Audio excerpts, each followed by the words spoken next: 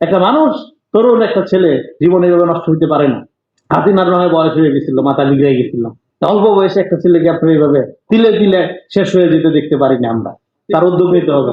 তাহলে এই হাসিনার কাঠামোর রাজনীতিটা এনসিপি প্রপারলি করতেছে, এটা আমরা প্রত্যেকটা জায়গায় দেখতে পাচ্ছি। এবং জামাত ইসলাম, এনসিপি এরা এই পরিমাণ সমাজকে বিষাক্ত করে তুলতেছে যে তারা আজকে এখানে যারা ইসলামী রাজনীতি করে বা গুরুত্বপূর্ণ আলেম ওলামা, তাদের চরিত্র হনন করতে তারা পিছপা হচ্ছে না। আলী হাসান ওসামা উনি এখন জঙ্গি না, কারণ উনি জামাতে জয়েন করেছে।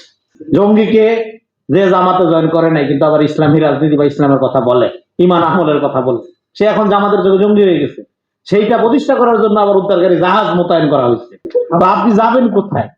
এটা তো হাসিনার মডেল। হাসিনাও কিন্তু দেখেন সাপলাতে নিধন করতেছে, আবার কওমি জননী উপাধিও নিচ্ছে। হ্যাঁ, তো এইভাবে আওয়ামী লীগ দেখেন, আমরা বলছিলাম যে বাংলাদেশ পুনর্গঠন করা খুব সহজ, খালি হাসিনার ছবিটা পকেটে রাখবেন, হাসিনা যা করছে তার উল্টাটা করবেন। এই কথাটা জামাত ইসলাম এনসিপি মাইনা নিচ্ছে। এইভাবে হাসিনা যা যা করছে তারা তা তা করা শুরু করছে। বিএনপি কে আপনি সমালোচনা করেন, বিএনপি কে আপনি অ্যাটাক করেন, কোনো সমস্যা নেই, কিন্তু সেটা কি হাসিনার ভাষায় করবেন? তারেক রহমানকে নিয়ে শেখ হাসিনা যেসব কথা বলেছে, তাদের একজন নেতা আছে এনসিপির, এটা এইবার মনে হয় দ্বিতীয়বার বহিষ্কার হয়েছে এটা নিয়ে। হ্যাঁ হ্যাঁ, এ দেখলে মনে হবে জান্নাতের দরজা ধরে ভাঙ্গা পালাই আসছে, কিন্তু মাত্র 400 কোটি টাকা লুটপাটের অভিযোগ, নাম বললাম না আমি। হ্যাঁ, এত বড় দরবেশ। হ্যাঁ, তো আপনি সবাই চিনেন তার।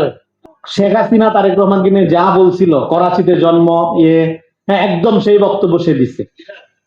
জুলাইয়ের একমাত্র বুড়া সমন্বয় না, জুলাইয়ের আগে তো তারিখও দেখা যায় না। আরেকটা হলো এখানে জুলাই গণ অভ্যুত্থান নিয়ে যেটা বলা হয়, আমরা যেটা বলছি জুলাই গণ অভ্যুত্থানের একক কোনো মাস্টার মাইন্ড নেই।